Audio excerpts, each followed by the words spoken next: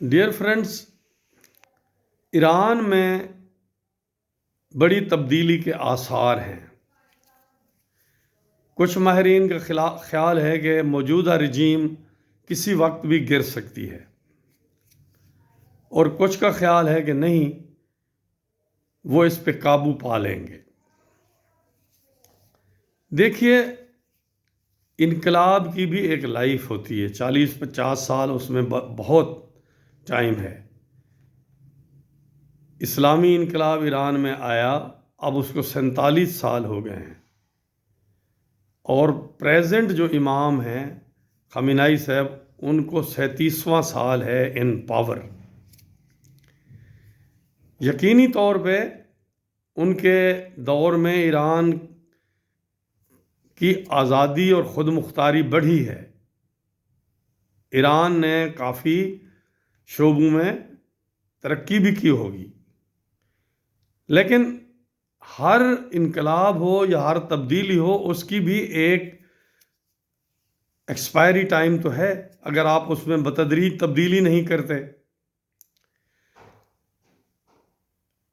Russian انقلاب خطرے میں پڑا تو چائنیز کمیونسٹ پارٹی نے اپنے نظام میں تبدیلی کی، جس سے ان کو لائف لائن ملی، اور آج چائنا اقتصادی طور پہ ایک بڑی پاور ہے۔ اور پھر بھی ان کے لیے چیلنجز رہیں گے سنگل پارٹی سسٹم میں۔ اگر وہ اس میں اگلے 10 سال میں اور ترامیم لے آتے ہیں تو ان کی پارٹی کی لائف اور بڑھ جائے گی پاور میں۔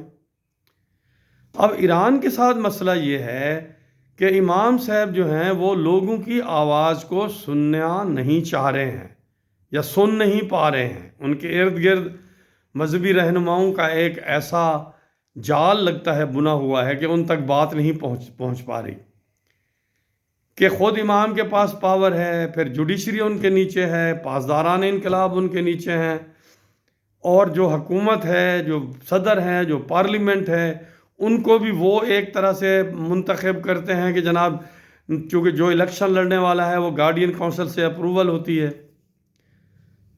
تو اس نظام کو بظاہر یہ لگتا ہے کہ اب چلانا ممکن نہیں رہا، اس سیاسی نظام کو بھی، اور اقتصادی طور پہ جو ایران کا ڈکلائن ہوا ہے وہ ایک بہت بڑا چیلنج بن گیا ہے، اور یہ ریاستی ڈھانچہ اب اس ڈکلائن کو سنبھال نہیں پائے گا۔ لوگوں کا لگتا ہے کہ موجودہ نظام کے اوپر، انکلوڈنگ امام کے اوپر، اتنی ان کی سپورٹ بیس نہیں رہی، اتنا اعتماد نہیں رہا۔ نتیجتاً اگر وقتی طور پہ حکومت کنٹرول کر بھی لے گی، لوگوں کو پابند کر کے، ان کو مار کے، تب بھی چیلنج برقرار رہے گا۔ بہت ضروری ہے کہ یا تو وہ بڑی ترامیم کریں اپنے نظام میں، مثلا امام صاحب اپنی پاورز کم کر لیں، جوڈیشری کو منتخب کرنے کی پاور بھی پریزیڈنٹ کی طرف چلی جائے، پارلیمنٹ کی طرف چلی جائے، فوج کو ایک ہی فوج بنائیں، 2 فوجیں مت بنائیں، اور اپنے جو ارد گرد ان کے ممالک ہیں ان سے بہتر تعلقات قائم کریں، اور آئیڈیالوجی سے ذرا پیچھے ہٹیں، عوام کے معاملات کو سمجھیں، ان کے دکھ و درد میں شریک ہوں، اور پارلیمنٹ کو امپاور کریں، اور الیکشن کو زیادہ فری کریں، تاکہ وہ لوگ جو اختلاف رکھتے ہیں ان کی بھی نمائندگی پارلیمنٹ میں آئے، وہ بھی پاور کا حصہ بن سکے۔ اگر وہ ایسا نہیں کریں گے، اگر آج وہ قبضہ برقرار بھی رکھ پائیں گے، تو کل پھر ایسا برا انقلاب آئے گا ان کے خلاف کہ وہ سارے کا ساری جو محنت انہوں نے کی ہے وہ رائے گاں چلی جائے گی۔ تو کیونکہ یہ بھی ایک مذہب کے نام پر ایک بادشاہت ہی ہے نا۔ ایران کے جو بادشاہ تھے پہلوی فیملی، وہ بھی نہیں جانا چاہتے تھے، فار ایور بیٹھنا چاہتے تھے۔ اب یہ امام صاحب کچھ 37واں سال ہے، اب وہ کتنا ٹائم اور لینا چاہتے ہیں؟ تو اس لیے تبدیلی ہر صورت کرنا ہوگی، یہ خود نہیں کر پائیں گے تو لوگ کر دیں گے۔